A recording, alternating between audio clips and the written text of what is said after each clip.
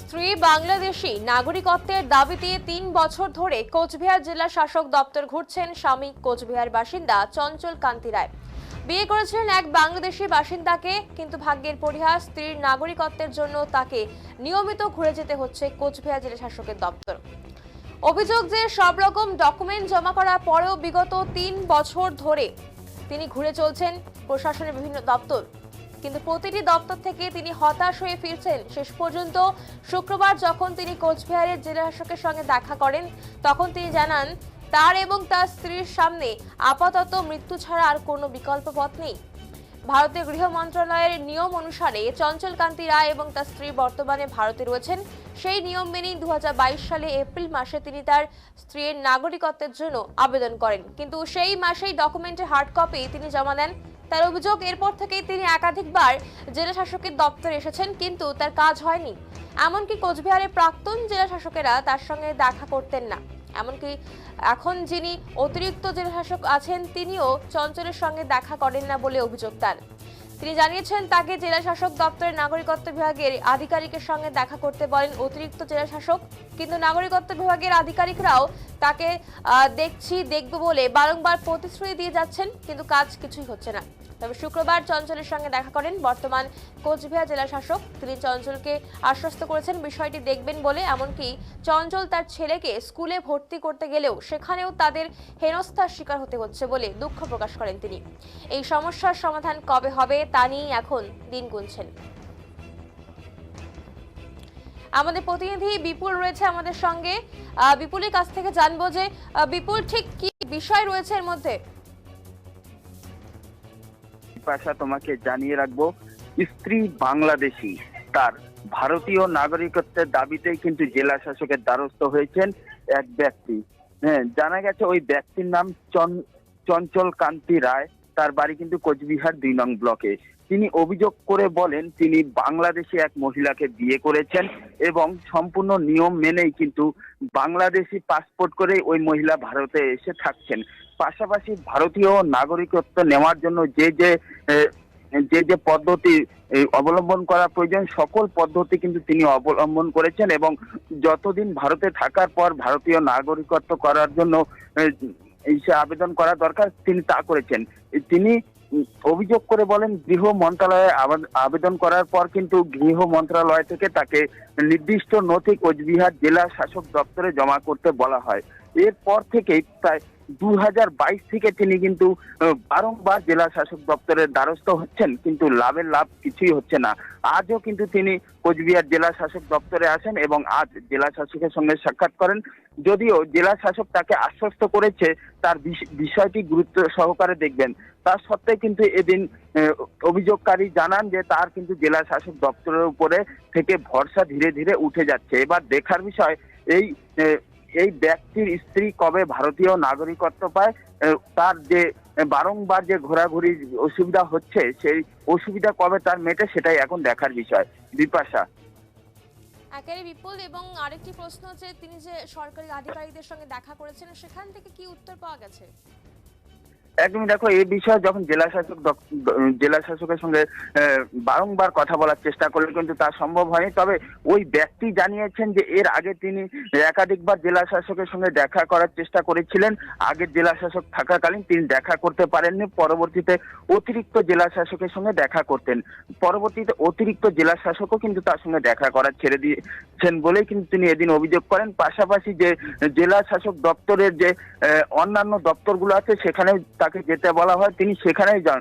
অবশেষে কিন্তু আজ তিনি জেলা শাসকের সাক্ষাৎ পেয়েছেন। বর্তমান যে জেলা শাসক রয়েছে কোচবিহারের রাজু মিশ্রা, তার সাথে আজ কিন্তু তিনি সাক্ষাৎ করেন এবং রাজু মিশ্রা কিন্তু তাকে আশ্বস্ত করেছেন তার বিষয়টি গুরুত্ব সহকারেই দেখবেন। বিপাশা। অনেক ধন্যবাদ বিপুল তোমাকে। আমরা সরাসরি কথা বলছিলাম অনেক প্রতিনিধির সঙ্গে। 3 বছর ধরে কোচবিহার জেলা শাসক দপ্তরে ঘুরছেন, কিন্তু কোনো সুরাহা পাননি। স্ত্রী বাংলাদেশির নাগরিকত্বের দাবিতে স্বামী চঞ্চল তিনি কিন্তু জেলা শাসক দপ্তরে বারংবার ঘুরছেন। তবে তিনি অভিযোগ করেছেন যে আগের যারা জেলা শাসক ছিলেন তারা তাদের সঙ্গে দেখা করতে চাননি। তবে বর্তমান জেলা শাসক তিনি কিন্তু তার সঙ্গে আজ দেখা করেন এবং তাকে আশ্বস্ত করেন বিষয়টি দেখবেন বলে। আজকে নয়, শুধু আমি 3 বছর থেকে নিয়মিত আসছি। আমি বাংলাদেশে বিয়ে করেছি। বিয়ে করার পর আমাদের গৃহ মন্ত্রণালয়ের যা নিয়ম এবং সিস্টেম আছে সেই অনুসারে আমার মিসেস এখানে রয়েছে এবং সেই নিয়ম মেনেই আমি সিটিজেনশিপের অ্যাপ্লাই করি 17/4/2022-এ এবং 18/4/2022-এ হার্ড কপি হোম মিনিস্ট্রির নির্দেশক্রমে ডিএম অফিসে জমা করি। তারপর থেকে একদম ডেইলি প্যাসেঞ্জারের মতন ডিএম অফিসে ঘুরে বেড়াচ্ছি। আমার সঙ্গে ডিএম স্যাররা আগে যারা ছিলেন তারা দেখা করতেন না এবং বর্তমান যিনি আছেন এডিএম জি স্যার, উনি দেখাই করেন না। আমার স্লিপ দেখলেই বলে ওসি সিটিজেনশিপের কাছে যেতে। আমি ওখানে গেছি, উনি বলছেন দেখছি, দেখবো, হচ্ছে, হবে, এই করে চলছে। মাঝখানে আমি কিছু চিঠি করেছি হোম অ্যান্ড হিল অ্যাফেয়ার্সে। ওনারা ডিএমকে একটা ইনস্ট্রাকশন দিয়েছেন ডিএম স্যারকে, সেটাকেও মানা হয়নি। এবং আজকে আমি যখন বর্তমান ডিএম স্যারের সঙ্গে দেখা করতে যাই, উনি বলেছেন দেখছি, দেখবো, উনি কোনো খারাপ কিছু বলেননি। কিন্তু দুর্ভাগ্যবশত ধরুন আমাকে এটা বলতেই হয়েছে, আর আনলফুল হলেও, যে দেখুন এটা যদি এরকম চলতে থাকে আমাদেরকে সুইসাইড করা ছাড়া কোনো রাস্তা নেই। এটা শুনে উনি বায়াস্ট হয়ে গেছেন। বায়াস্ট হওয়ার যথেষ্ট কারণও আছে, কারণ উনি এটা পারমিশন দিতে পারেন না, সংবিধানের বাইরের বিষয়। কিন্তু এটাও তো সংবিধানের বাইরের বিষয়। একটা ফাইল 3 বছর ধরে পেন্ডিং রয়েছেন এবং লাগাতার আমি চিঠি চাপাটি করে যাচ্ছি। আপনারা চাইলে আমি আপনাদেরকে সমস্ত ডকুমেন্ট দিয়ে দিতে পারি। কেউ তো মরতে চায় না, বাঁচতে চায়। কিন্তু আজকে এই যে ধরুন সুইসাইড করতে হবে, এই কথাটা বলতে হচ্ছে কেন? তার দায় কার? দায় ডিস্ট্রিক্ট ম্যাজিস্ট্রেট অফিস কোচবিহারের। আমার ছেলেকে মনোনয়নে ফর্ম তুলেছি, ওখানে ফর্ম জমা নেবে না। হেডমাস্টার মশাই আমাকে জানালেন বাবা মার কাগজ লাগবে। আমি বলেছি মার বাংলাদেশি কাগজ, ভিসা এবং রেসিডেন্সিয়াল পারমিট দিয়ে দিচ্ছি। বলছে আমাকে জানতে হবে, তালবাহানা করছে। সেটাও আমি ডিআই কে কমপ্লেন করছি। যেখানেই যাচ্ছি সেখানেই আইনগত সমস্যায় পড়তে হচ্ছে। এই দায়টা কার? দায়টা কার? আগে যিনি ছিলেন অরবিন্দ কুমার মিনা স্যার, উনি বলেছেন এতদিন করাননি কেন? আমি কি করে করাবো? করানো তো ওনাদের দায়িত্ব। এডিএম জি স্যারও আমাকে এটাই বলেছেন, শান্তনুওয়ালা আইএস, যে এতদিন কেন হলো না। আমি কি করে বলবো? এখন তো দেখাই করেন না। রাজু মিশ্রা স্যার দেখা করেছেন এবং উনি আজকে বায়াস্ট হয়েছেন। আমি যখন বলেছি দেখুন এটা না হলে আমার সুইসাইড করা ছাড়া রাস্তা নেই, উনি বলছে এরকম বললে আসবেন না, আমি ঢুকতে দেবো না। আমি সেটা আপনি বলতেই পারেন, এবং এটা যদি আপনি ব্রডলি কাজটা করেন আমি আপনাকে সরি বলবো, কিন্তু আমি কতদিন ঘুরবো? উনি বলেছেন দেখছি, কিন্তু এই অফিসটার উপর আর কোনো ভরসা নেই। আপনি এমনি কাজ কি করেন? আমি এমনি সাধারণ কৃষক পরিবারের ছেলে। কবে বিয়ে করেছিলেন? আমি 1 ডিসেম্বর 2014 বাংলাদেশ থেকে বাংলাদেশে বিয়ে করেছি। ওখানে বাইরে রেজিস্ট্রি ম্যারেজ হয়েছে, ইন্ডিয়াতে বাইরে রেজিস্ট্রি ম্যারেজ হয়েছে এবং পাসপোর্ট ভিসা কন্টিনিউ রয়েছে। মানে বাংলাদেশে বিয়ে করেছেন, সেখান থেকে স্ত্রীকে কবে নিয়ে 15ই ফেব্রুয়ারি 2015। তখন থেকে মানে হ্যাঁ, হ্যাঁ।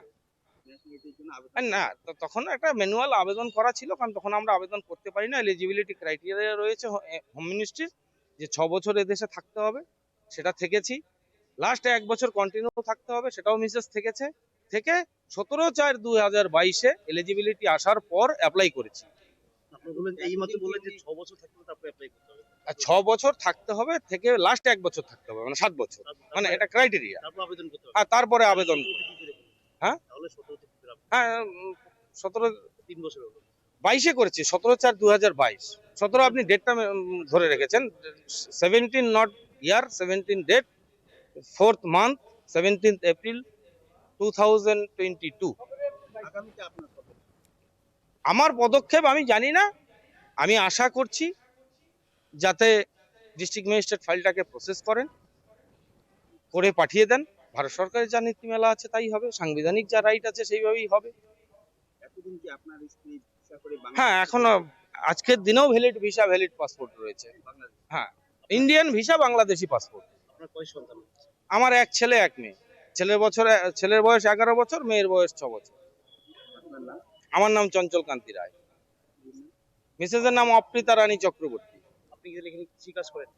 আমি মানে কৃষিজাত কাজের সঙ্গেই যুক্ত, এবং আমি একটা মানে অর্গানাইজেশনও কিছুদিন কাজ করেছি। বিভিন্ন ভাবে আমাদের কাজকর্ম রয়েছে।